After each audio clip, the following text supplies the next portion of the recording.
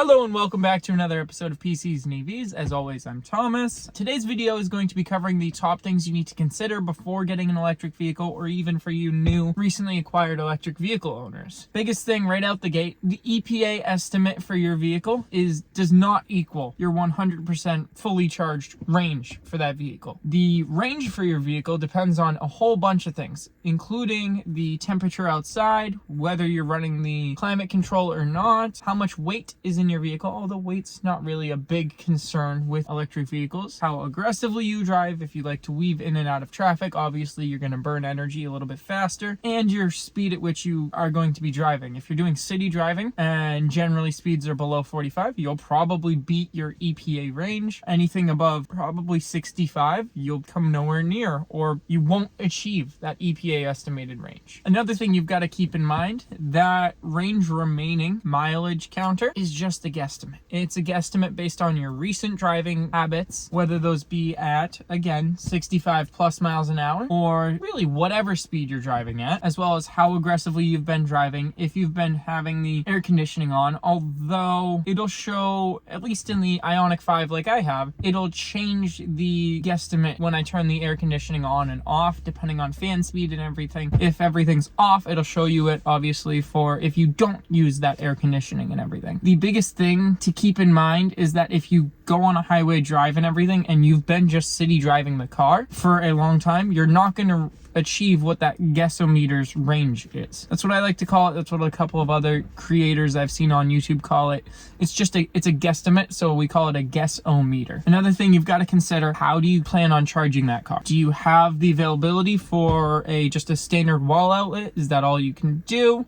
Can you get a level 2 charger installed that can do faster charging at 240 volts? Or are you stuck on like a regular plug? Or do you not even have charging available to you where you sleep? If so, I hope you have either a DC fast charger, or at like your local grocery stores and stuff, hopefully you have like a level 2 charger so that you can top up as you're doing your normal daily tasks and everything. Otherwise, it's going to get pretty annoying, even more so than gas, obviously, to continuously go out and juice up. I personally installed a ChargePoint Home Flex 240 volt unit, and we've installed it so that it's capable of delivering up to 50 amps in my house itself. And I've found that that'll charge, obviously every car has a different size battery. So the ChargePoint Home Flex on a 50 amp deliverable circuit, which is 70 amp at your panel, can generally do about 11.5 kilowatt, which will fill my Ioniq 5 in about 7 hours. EUV Bolt that we'll be getting will fill in about 6, maybe 6.5 hours. If you are primarily going to be DC fast charging the vehicle, and that's your only option, it is almost a must for you to get one of the ones on the newer 800 volt architecture, or that does higher current charging. Because, for example, with the Ioniq 5, I can go 10 to 80% in 20 minutes.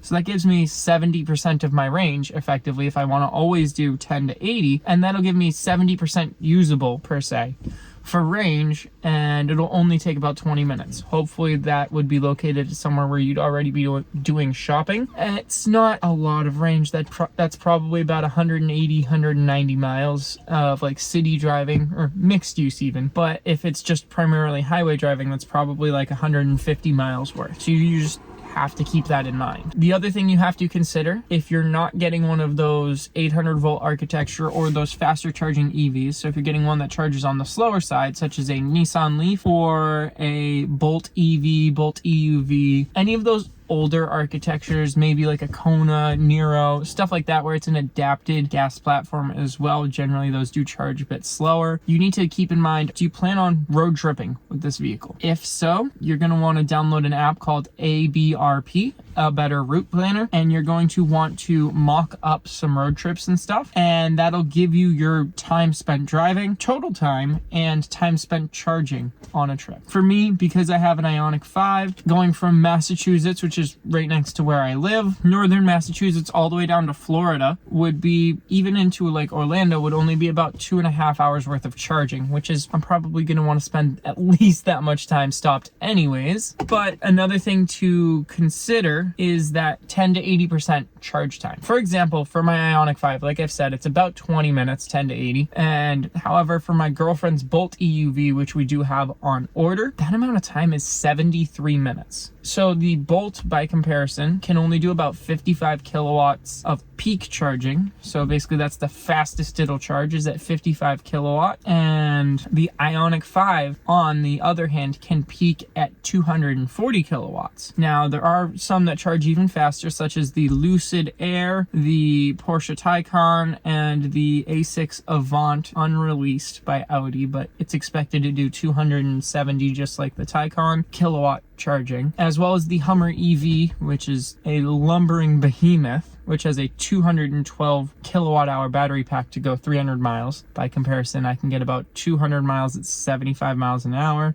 and 256 on the EPA cycle, where it gets 300 while only having little over a third of its battery pack size. The other thing that is misrepresented a lot in media is how much it's going to cost to charge your new EV. We're going to break that down a little bit. For your new EV, you're going to want to find what your electrical provider power rate that you pay is if you're going to be charging at home. Once you've got that, let's come back to the video and we can go over costs then. For me, that's about 18 cents per kilowatt hour, 18.6 to be exact. Now, I'm going to use two different vehicles just for stand-ins. One has about one's a Ford F-150 Lightning, the brand new shiny Ford electric truck. It's one of the lower efficiency vehicles that's on the road. And then one's going to be the Ioniq 5 and like a Bolt EUV, because those are first-hand experiences, generally speaking. Those are some of the higher efficiency vehicles on the road. What the cost of charging my Ioniq 5 is, to go 1,200 miles a month to charge my car, it'd be about $70 a month. You want to take the number of miles you want to go, you want to divide it by its average miles per kilowatt hour. So for the F-150 Lightning, it can go about 1.9 to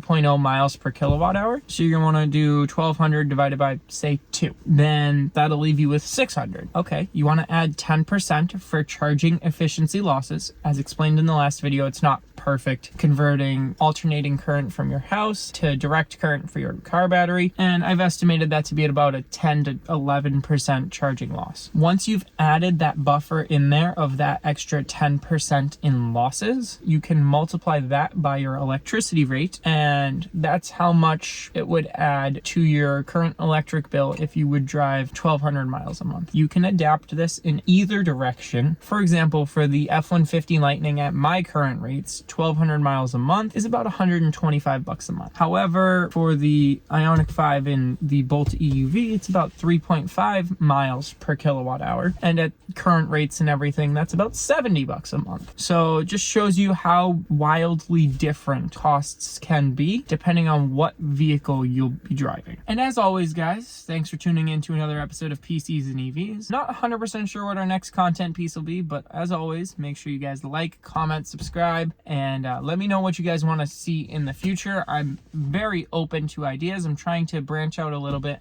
outside of just car content for this vehicle.